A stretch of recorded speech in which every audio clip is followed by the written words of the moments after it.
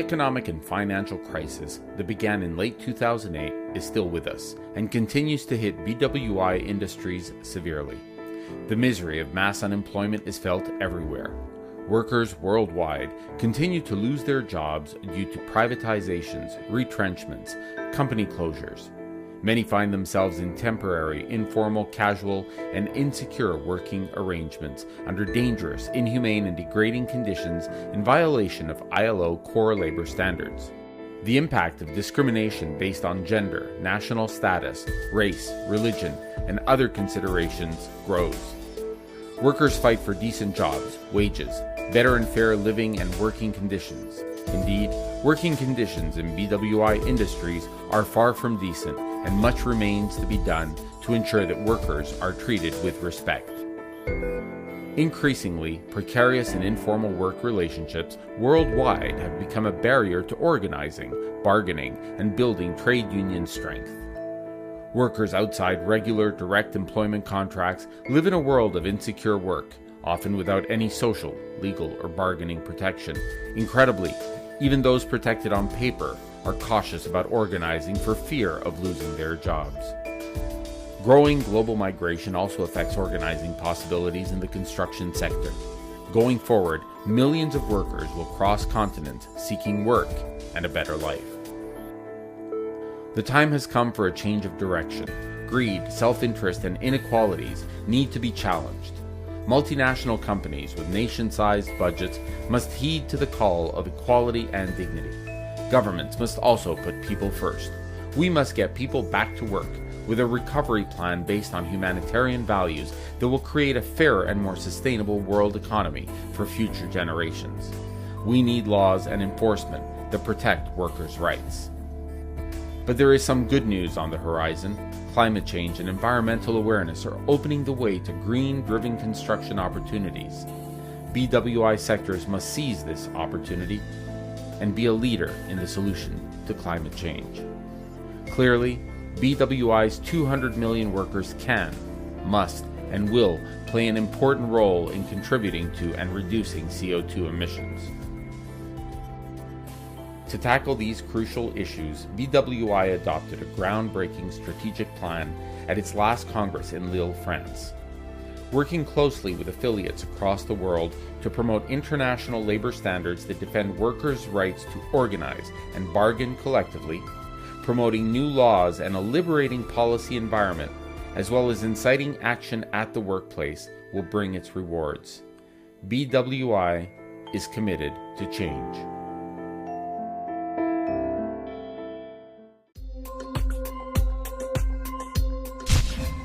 Dear comrades and friends, the BWI Global Team and I extend greetings of solidarity to all of you.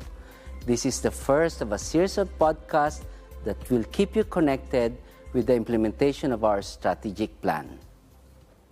Friends, we held our Congress in a difficult economic and financial crisis.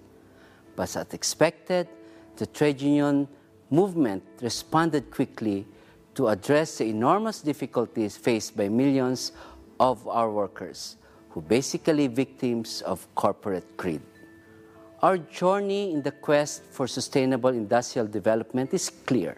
What BWA wants is to fashion a new trade unionism, one with fairness and social justice for all members. We need a world with a strong, independent, and democratic building, forestry, and timber unions, where all workers have equal access to stable jobs, fair wages, health and safety working conditions. We want an environment for trade unions where international labor standards are promoted, implemented, enforced, and where social justice, gender equality, and respect for trade unions and human rights prevail. To fulfill our vision, we must organize, bargain, and influence as never before. 1.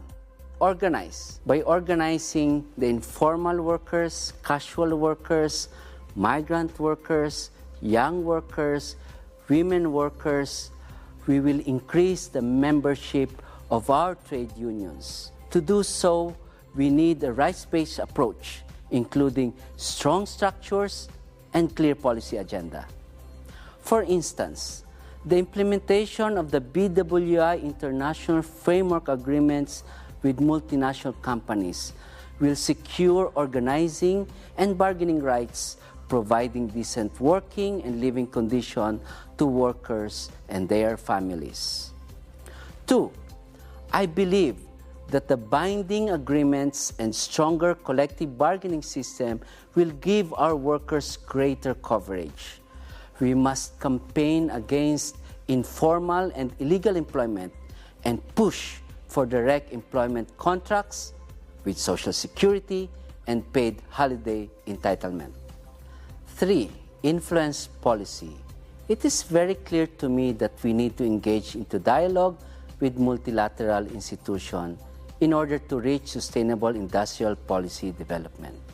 There is a need to improve health and safety standards by ensuring enforcement of laws and regulation by public labor inspection.